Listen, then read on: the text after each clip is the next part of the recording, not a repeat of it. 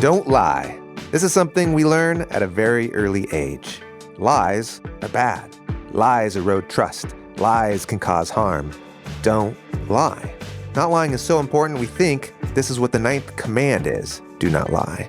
But interestingly, that isn't actually the command. The way we normally summarize the meaning of the 9th commandment is we flatten it out. Don't lie. But instead it's you will not bear false witness against your neighbor. Do not bear false witness. What does that mean? This is a fixed little phrase used to refer specifically to legally or publicly making a declaration. So bear false witness is specifically about twisting or manipulating the truth in a communal legal setting. It's really specific. And honestly, it kind of sticks out alongside these more general commands, don't kill, don't steal. Why is it so specific? The biblical authors have this conviction that when truth is misrepresented in the one place where the truth is the most at stake in a public way, it results in violence towards the most vulnerable. Because who tends to suffer, get the most taken advantage of when people bend the truth in legal settings? Often it's people who are in vulnerable social and economic positions. In this series, we talk about how the 10 Commandments are words of wisdom that lead to life and flourishing. And we often see this when we flip over the command into a positive. And so flip over, do not bear false witness, and what do we get? Hold up and celebrate and reinforce the value of truth-telling in our public setting. That is what's at stake in the 9th command. Do not bear false witness. That's what's on the docket today. Thanks for joining us. Here we go. Hey, Tim. Hello, John Collins. Hello. We are looking at the 10 Commandments. We are nearing almost the end. We are command number 9 of the 10. 9 of 10 Yeah. is today. That's today. As we've gone through them, we have been trying to discern what is not just the meaning or implication of each of the 10 commands, but what is the value underneath them? What's the deeper value and the deeper wisdom? And in a way, we're trying to learn from Rabbi Jesus about how he saw expansive, deep, divine wisdom in the commandments. He even quoted from the 10 commands. Yeah. And saw things in them that we may not normally see. So we're going to take that same approach today, looking at the 9th command, which is about lying and truth-telling. That's the topic addressed here. And we're going to find it's actually a major theme in the laws, elsewhere in the Torah, but also in the narratives and poems. Lying and truth-telling is a big deal in the Bible. Can we situate ourselves where we're at in the 10? That's great. The 10 have formed a shape in my mind. Good. Yeah, great. Because we've talked about the beginning, 1 through 4, our relationship with God. Which is no idols, no other gods, don't carry the name of God in vain, and then remember the Sabbath. Yeah. And then 5 becomes this hinge. How you treat your parents is in some way how we relate to God. How you relate to God, yeah. But then it's a shift on how you treat other humans. Yep. So commands 6 through 10 are all really specifically focused on me and my neighbor. Don't kill, don't commit adultery, don't steal. How I relate to my neighbor's life, their spouse, and their stuff. 6, 7, and 8. 6, 7, and 8. Number 9, you will not bear false witness against your neighbor.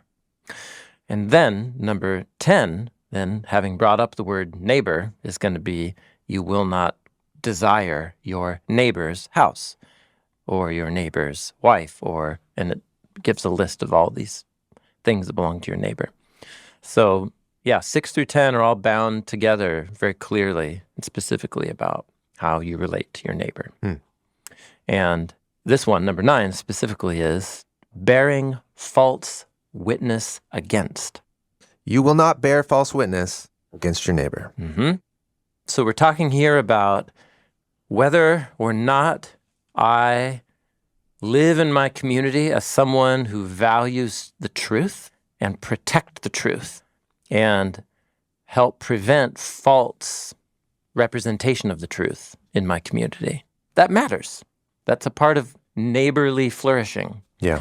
So maybe the easiest way in is how to translate this command. It's really interesting. So there are other words for lie. The main one in Hebrew is kazav, is the verb. That would be more general. Don't lie. Okay. Why isn't it just, Don't tell lies. yeah, lo tikzov, don't lie? But instead it's bearing false witness, which is a specific kind of lying. The word bear witness actually points to a really specific social situation, namely standing in a court before judges or maybe a jury. So here in the command, it's ta'aneh. It's from the Hebrew verb anah, which just means to like answer or respond. Like it's a real common phrase in Hebrew to say, and he answered, saying, and then to begin a quote. Okay. Like in a book, it's like, and he said. Yeah. So when you anah, you are responding verbally to something that somebody said or did to you. Would this be the word in the Psalms where I cried out to God and he answered me? Oh, yes. Yeah? Yeah. Okay. Yeah, regularly. And then when you have this verb anah with a certain preposition marking the object, the bait preposition. The bait preposition? Yeah, that was the letter bait. What does that even mean? Oh, yeah. Okay. So in English, prepositions are themselves... Let's pretend I don't know what a preposition is. Oh, got it. What's so funny is it's hard to describe abstractly, but if I say the group of words with, by, on, under, next to, Okay. so they describe something's physical location. Okay. Or the spatial relationship between two The things. relationship word. Yeah, it refers to a space relationship. I am with you. I am over you. You are under the desk. That kind of thing.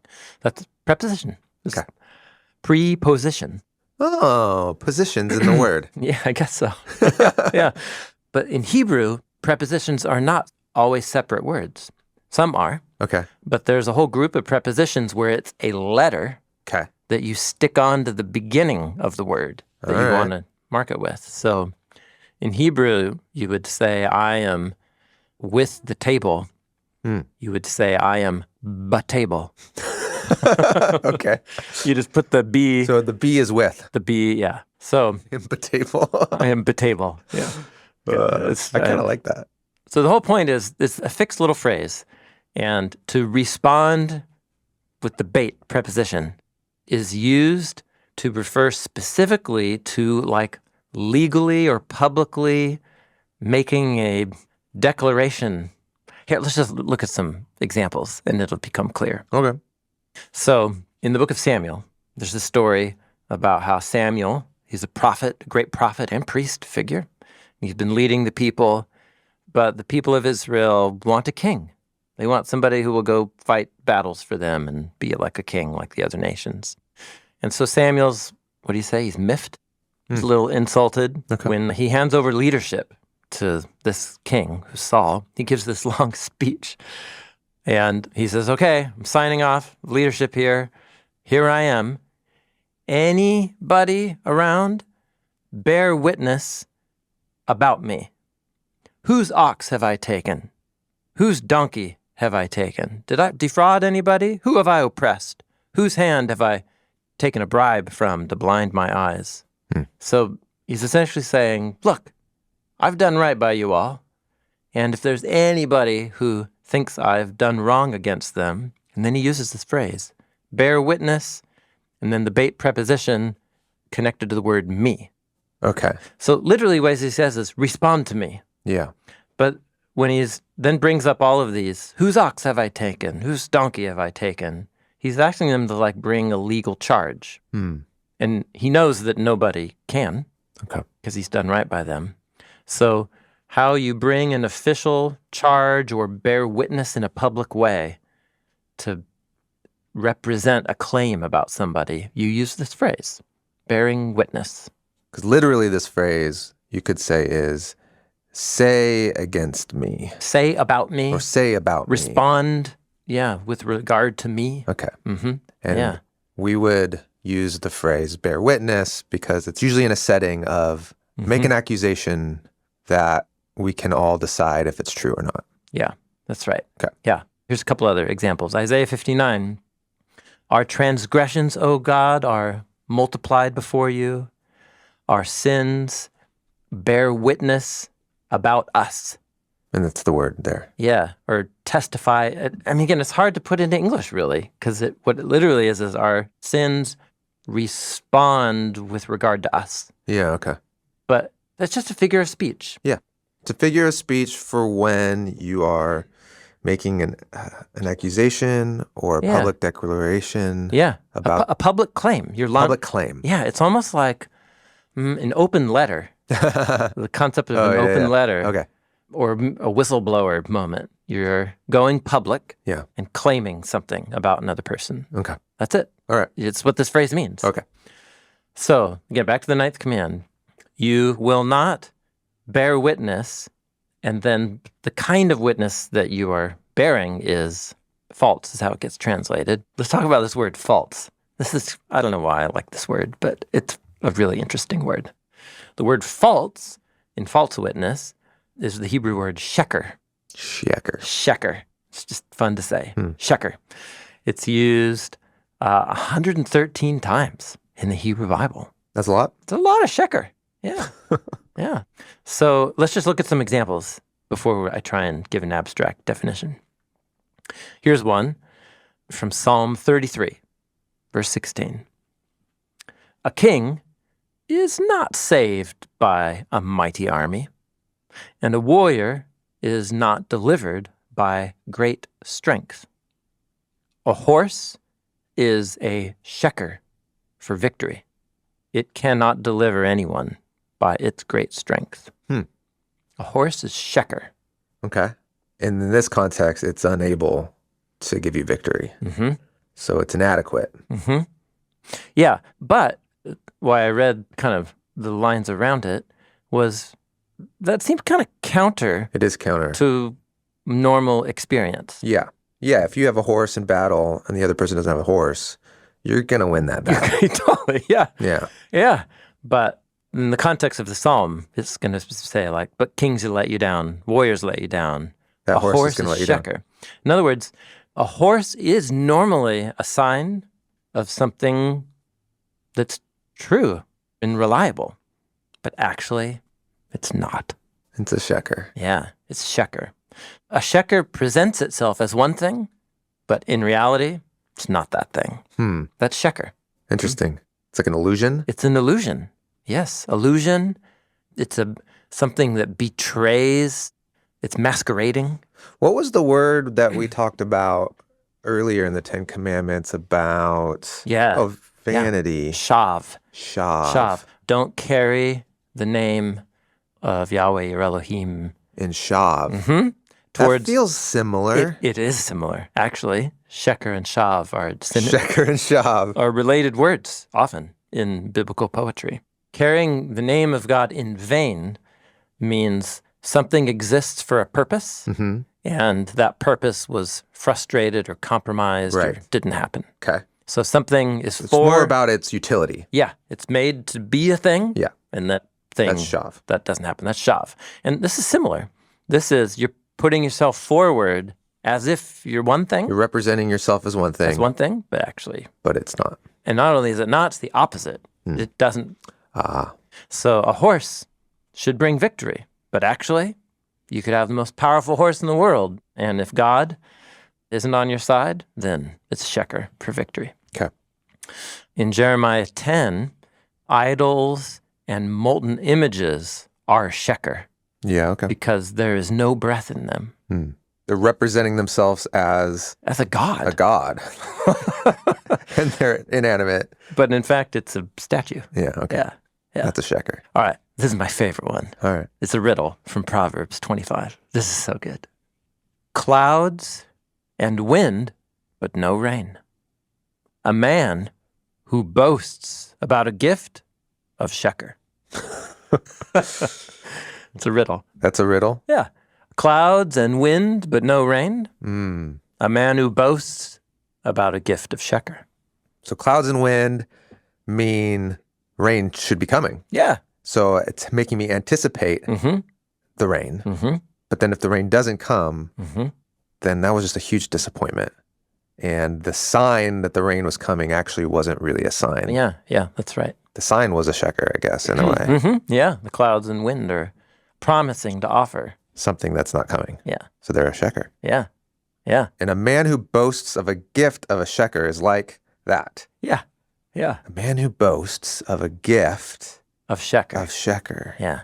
How's this usually translated? So here, I've just stacked them up right here. So NIV translates one who boasts of a gift never given. Or ESV, a man who boasts about a gift he does not give. Oh. So you could take it to mean clouds and wind, but then they don't deliver the gift. deliver the gift of rain. A guy who keeps talking about what he wants to He's going to give you something. can give you something, Yeah. but he never does it. He never follows through. Okay. His talk is like He makes promises that he doesn't uphold. Yep. And the promise is, I got something for you. I got something for you. Yeah. You're like, yeah. You know what you are? You're like a cloud that doesn't bring rain. Totally. So sheker is about expectation Oh, okay. or presentation. You expect, I looked at it and it seems like I should expect X as the result Right. based on what it is and how it appears. Yeah. But in fact, a guy who keeps saying he wants to give you a gift, whoa, okay, I take that at face value. Yeah. I assume that's true. You know, it's so interesting that there's something in the human psyche that we just want to trust people. When someone says something is true, Yeah. our natural response is to be like, of course, that's true. And it's so disorienting when someone just starts saying something that's just absolutely not true. Yeah. It's kind of how con men, you know, are able to do their thing. Yeah. It's that's because right. our internal Yeah. position, Default. Yeah. default is trusting people, I think. Yeah. Until you learn after a long time, like you actually can't trust this person. Through It experience. takes a lot of time. Yeah, totally. Yeah. And usually it seems to be the case that people who are slow to trust or their default is changed to assuming people aren't telling the truth, it's usually just because they've been hurt so many times. hurt so many times. Yeah. That they're just like, that default's not working for me. Right. And maybe it partially has to do with the fact that humans are so helpless when we come into the world that if you have existed and flourished as a child, it's because the people who cared for you were mostly truthful. Yeah. And reliable and trustworthy. And if we had to second guess everything, we would go nuts. Totally. It drives crazy. Yeah. So you just have to Yeah. start to trust that people are presenting reality. And so how damaging is it when Yes. Totally. that's not the case? So that's sheker. Sheker is you put forward, I'm a truth teller, I'm trustworthy, I'm one thing, but in reality, Yeah. it's another. That's sheker. Okay. So Jeremiah, he looks out at the city of Jerusalem, Israelites there, right as Babylon's on the horizon as the big bad oppressor. And the city's just full of crime and terrible leadership. And he says, from the least of them to the greatest of them, everyone's greedy for gain. From the prophets, even the priests, everyone does sheker. They heal the brokenness of my people superficially, saying, peace, peace. But there's no peace here. Yeah. Like the leaders are going, everything's fine. Okay. We're all fine here. Yeah. Nothing's broken. No. So that's sheker. They're doing sheker. Yeah, that's called doing sheker. Okay. So there's many cases where you can do sheker, but then sheker is often used to describe people's words. So when Moses and Aaron go to the enslaved Israelites, this is after Moses has come back from the burning bush. He meets up with Aaron, his brother, and they go to Pharaoh, and then they go to the people, and they say, God wants to set you free. And they're like stoked. And then they go to Pharaoh, and Pharaoh's like, what? No way. I don't know who Yahweh is. So this is when Pharaoh starts demanding more bricks, but he gives them less straw. And what he says is, let the quota and the labor be heavier on the Israelites, and let them pay no more attention to these words of sheker. Referring to Moses' words. Yes, Moses and Aaron, about you're going to get to go free. Yeah. Yeah, okay. False hope. False hope. Yeah. Yeah. Oh, so just the word false Mm-hmm. makes sense there. That's a phrase that we have. Mm-hmm. Deceiving words. Words, yeah, that are false hope. So you can just have words of sheker or you can do sheker. Okay.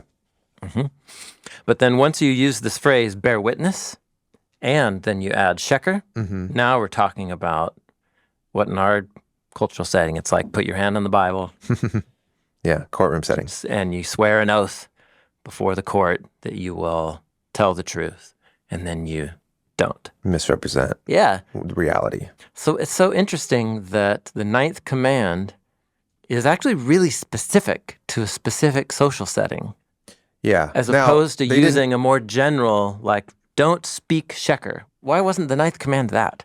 Don't speak sheker. Yeah, words of sheker. Words of, just don't say words of sheker. Which is more like just don't lie. Yeah, that's right. That would apply to a courtroom, Yeah. but then it would also More broad. apply to like any other conversation you're having. Yeah, it is a specific setting. But ancient Israel didn't have courtrooms like we have courtrooms, right? Yes, they had city gates, Okay. as far as we know. And this is mostly from like the book of Judges and Ruth, where the elders of a town come together. Deuteronomy talks about this. The gates were like, so an opening. This was the public forum Yes. where you would go and settle disputes. There you go, public forum. That's Yeah. right. Mm-hmm. And the elders would be the judges. And you'd have people come and say, okay, what's your side of the story? What's your side of the story? That's it. And That's this is where you're bearing witness. exactly it. Okay. Yes. So this is the setting. That's the setting, yeah. So the assumed setting then is you're being called upon to represent your version of what you saw or witnessed or experienced.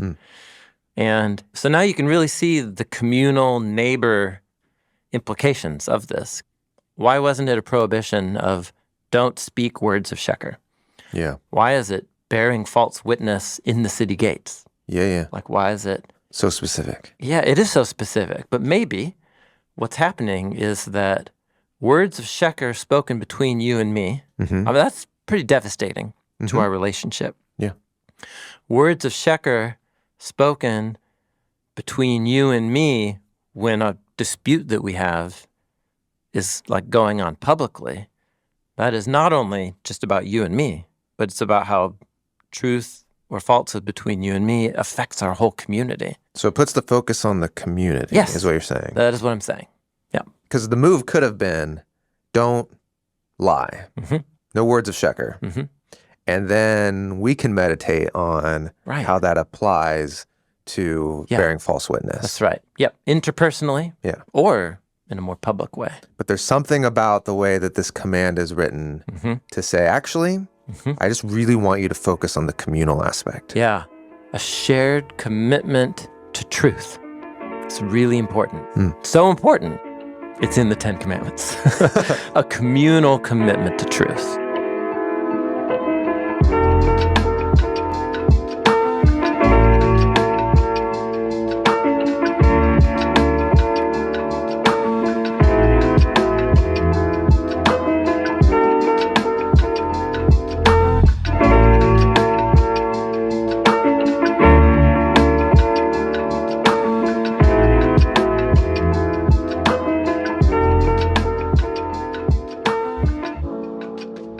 So here's what's interesting is when I turn from the 10 commandments to their matching companion set of commands in the 42 that follow, Okay.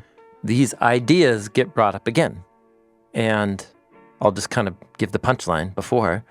All of the case studies that connect and illuminate the 9th command that come in the 42 that follow highlight how misrepresentations of the truth inevitably lead to violence. Especially for the most vulnerable in a given community. It's really interesting. Like that's what's at stake.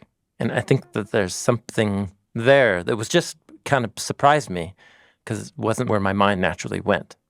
But when a shared commitment to truth breaks down communally, one inevitable consequence is violence, especially towards the most vulnerable. So that's the punchline. Should we look at some examples? Sure. Yeah.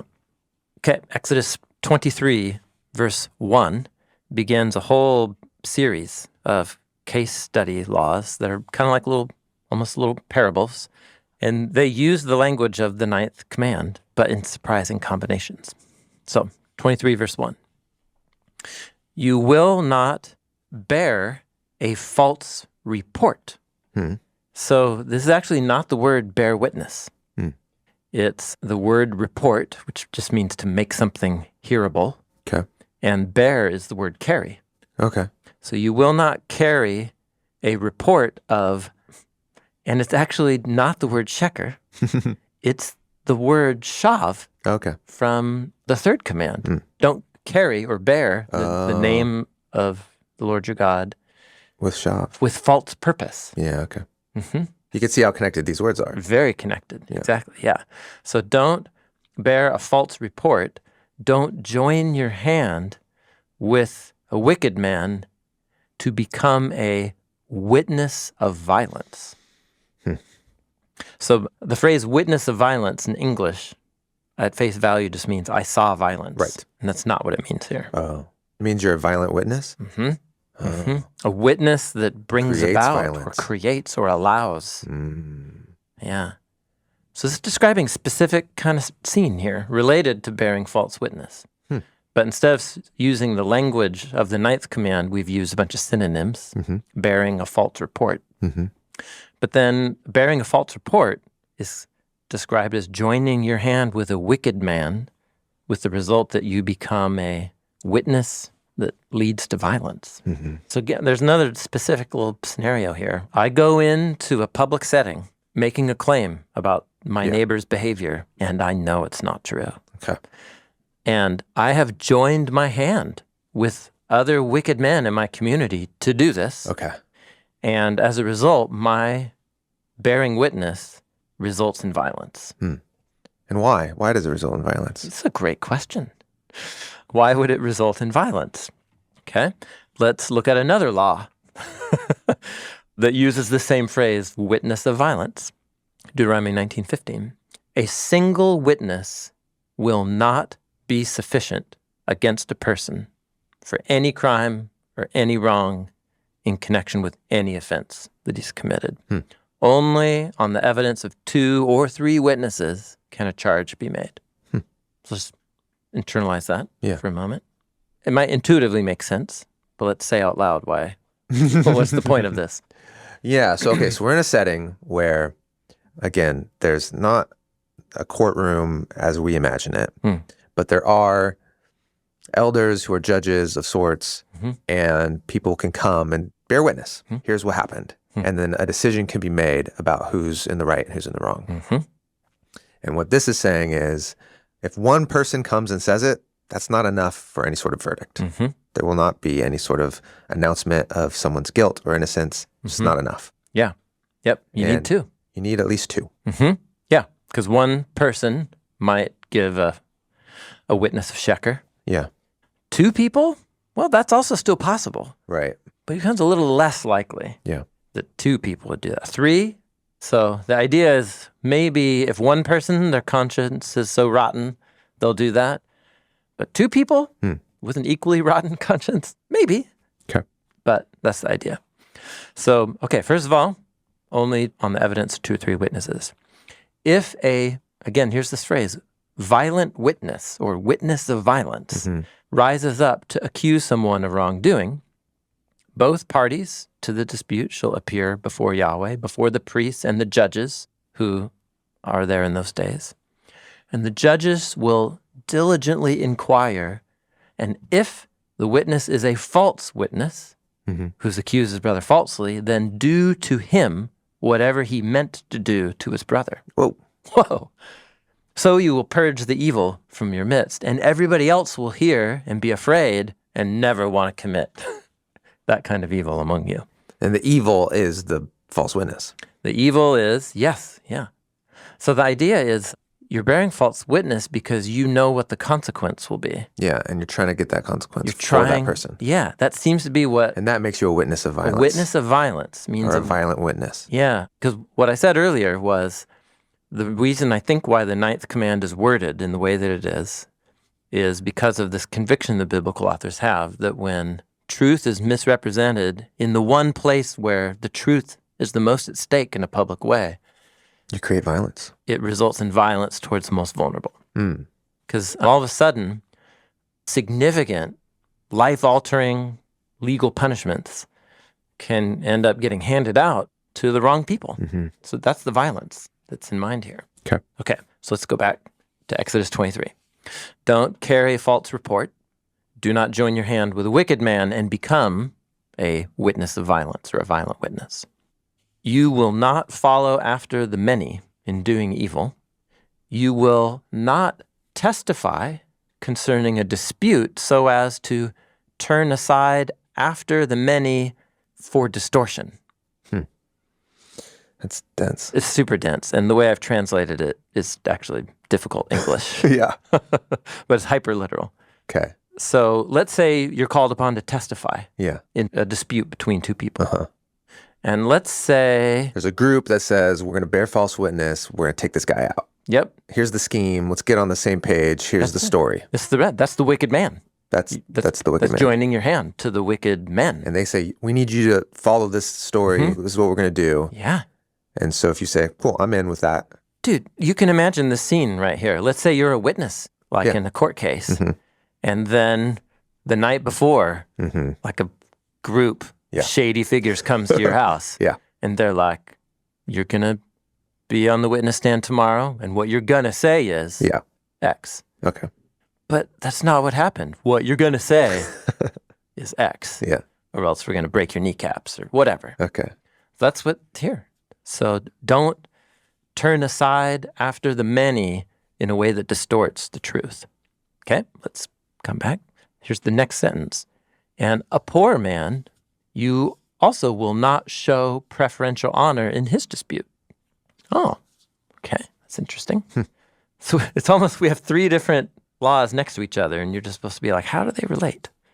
So don't bear false witness, because that will lead to the wrong people getting punished. Okay. Don't follow after the many, even when the many are saying you should bear false witness. And also, let's say there's somebody who's economically, like, really In bad shape. in a dispute with somebody who's better off economically. Don't show preference. Based off of their status. Don't alter the truthfulness of your testimony based off of economic status. So in any situation, Yeah. Mhm. don't alter the truth. That's right. Okay, let's keep going. Don't distort justice for the needy person in his dispute. Okay. Oh, okay. So that's interesting. What I just heard was don't show preference to somebody just because they're, Yeah, in a needy situation. yep, in a needy situation. But then also, don't distort justice against the needy person in his dispute, I think is what that means. So okay. it gives you both sides. Both sides, okay. Yeah.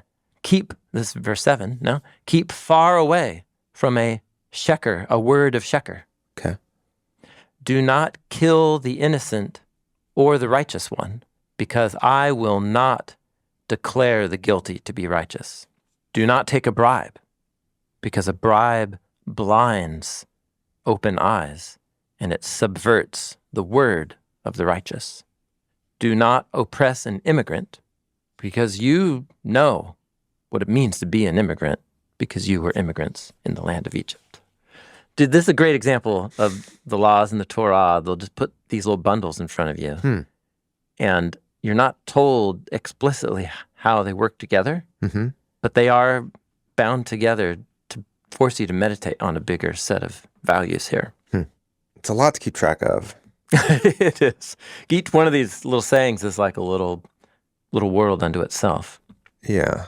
So we were working through it. So don't bear false witness if it results in somebody being unfairly punished. Don't bear false witness if a lot of people are pressuring you to. Don't bear false witness if you want to bend the truth in favor of somebody because, man, they don't have anything.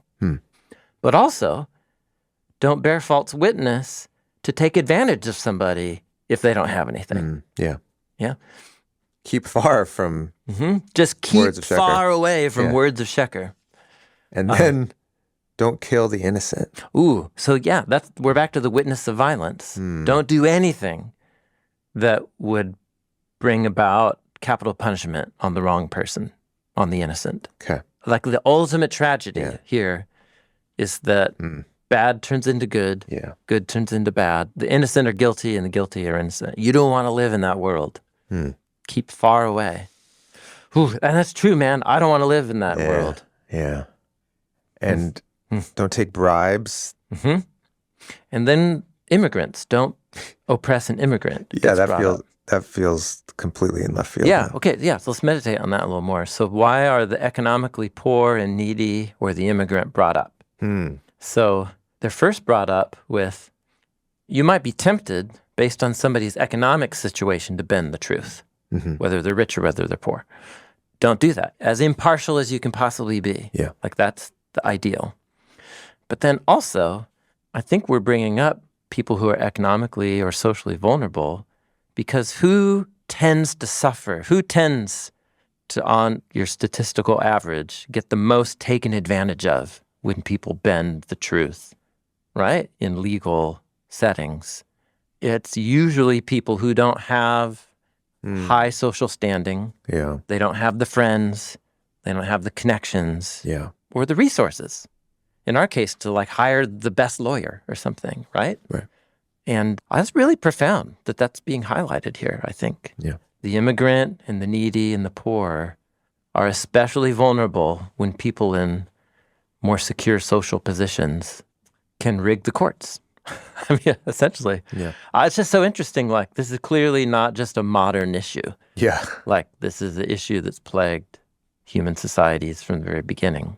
If you have less friends, less money, you're more vulnerable to being a victim of a crooked justice system. Yeah. And people can more easily convince themselves, it's okay if I bend the truth on this because that person is not one of us. Yeah. They're not as valuable to our community. There it is. It's not as valuable. Yep. Yeah. Yeah. But God says, I will not declare the guilty to be righteous. So you humans, you can trick each other and get the innocent to be declared guilty, but that's not how I operate, God says. So you can trick each other, but you can't trick me. And you don't want to trick me when it comes to this issue. But it's kind of a stern statement there. Yeah.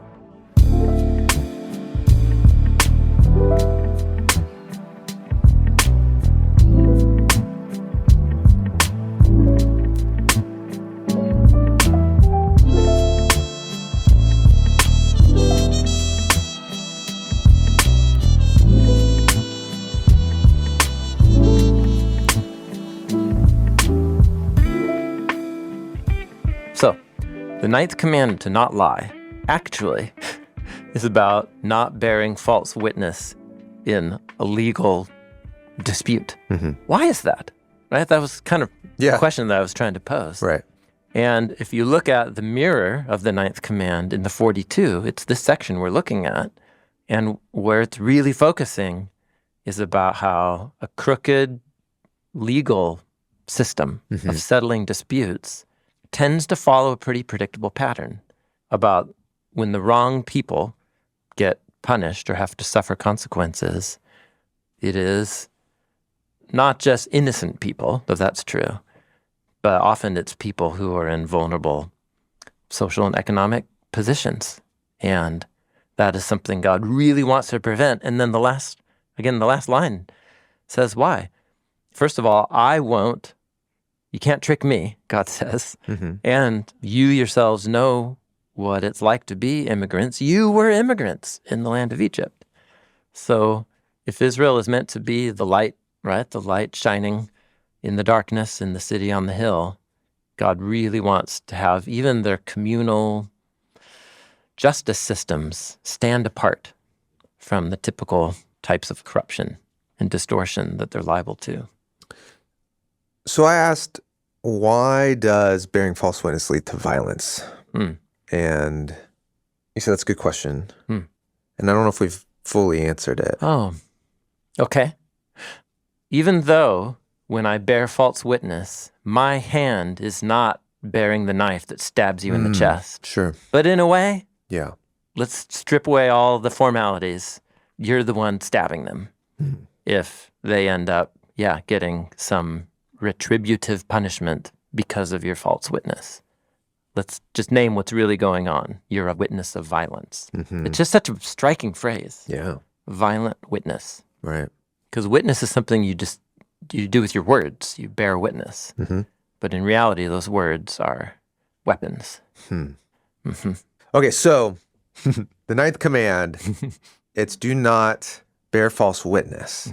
And the focus is now communal and the shared reality that we're having as a community, especially around who's in the right and who's in the wrong, and should someone have a consequence for something that they did. And if you go and you carry with you a false report against someone, you're actually creating violence against that person. But you're also now just deteriorating the fabric of this community. Yeah. So there's something about this communal aspect and the violence it brings that seems to be focus of this law. And then also you were saying that the violence tends to be against people who are vulnerable. Yeah. Because if you have power and status, you could probably get enough people on your side to not bear the false report. But if you're a needy person, or you don't have a lot of resources, or you don't have a lot of friends, like it's going to be so much easier for people to turn on you. Yeah, that's right. So there's something about the way communal psyches work, which is like, we'll bend the truth, we'll gang up on someone, and that person is going to be someone that doesn't really matter in our community. Yeah. And we'll be okay with that. Yeah, that's what tends to happen. Yeah. That's a predictable pattern in human communities. So not bearing false witness, that has big communal implications, but also it's built on this deeper value of like everybody in your community matters, whether they are a landowner and contribute lots of economic like fuel to the community, or whether they're a priest or a prophet, or whether they're just hard times and they had to sell themselves in debt slavery and they lost all their land. And like every one of those community members matters. And if there's a dispute, a shared commitment to truth is so vital to loving your neighbor and creating a community that bears witness to the character of the God who's revealed himself fundamentally in the world as the liberator of slaves and immigrants.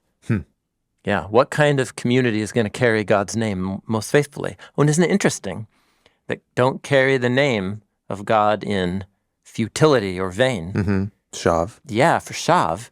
And that carrying or bearing a false witness is another way. And for sure, the fact that those two laws are connected in those words, and then the fact in the 42 commands that you can bear false witness, sheker, or you can carry a shav report. Shav report. They're kind of bound together. I find this interesting because the way we normally summarize the meaning of the 9th commandment is we flatten it out. Don't lie. But the actual wording of it is actually making us think about our more public structures for how we settle people's disputes and how those are prone to distortion, usually to the disadvantage of people who are vulnerable. And that's something that should be on the mind of the people of God. Should be super mindful of that specifically. So flip it over. How would you frame it? Yeah. Hold up and celebrate and reinforce the value of truth telling in public. To the benefit of everyone. Yeah. Especially the vulnerable. Yes, that's right. The truth matters. Protect the truth, uphold it, and then, I mean, if you're subverting it secretly, the inversion of that would be to promote it publicly. Right? So publicly promote and advocate for the truth. Yeah, that it's really important. So let's just commit to no matter what. If someone's offering you a bribe if you don't like that person. Yeah, you feel pressured, or you feel pressured, bullied, or everyone else is doing it. These are my friends, these are not my friends. No matter what the situation is, let's have a commitment to share the truth about reality. And it's just so interesting that that's one of the 10 in a way. It is. It's very powerful.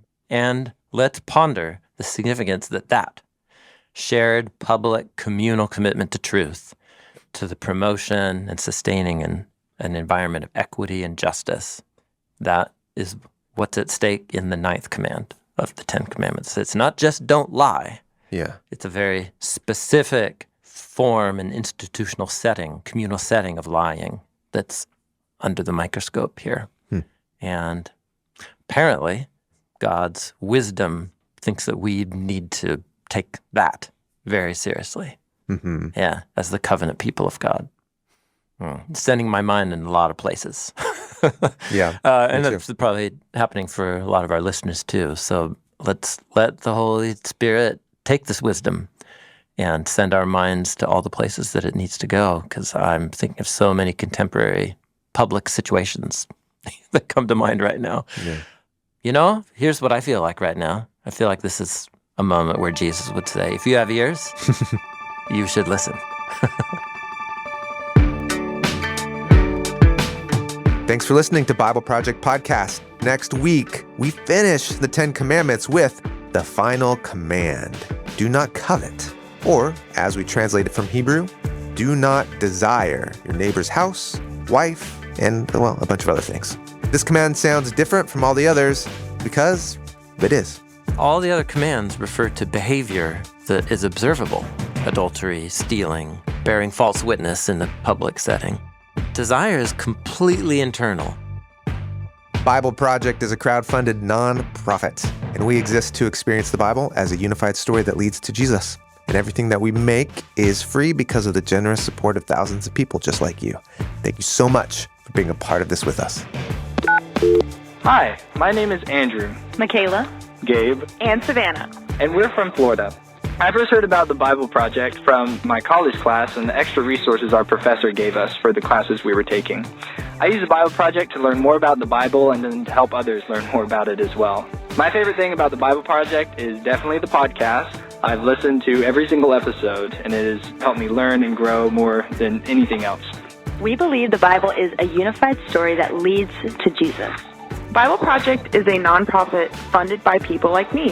Find free videos, articles, podcasts, classes, and more on the Bible Project app and at BibleProject.com.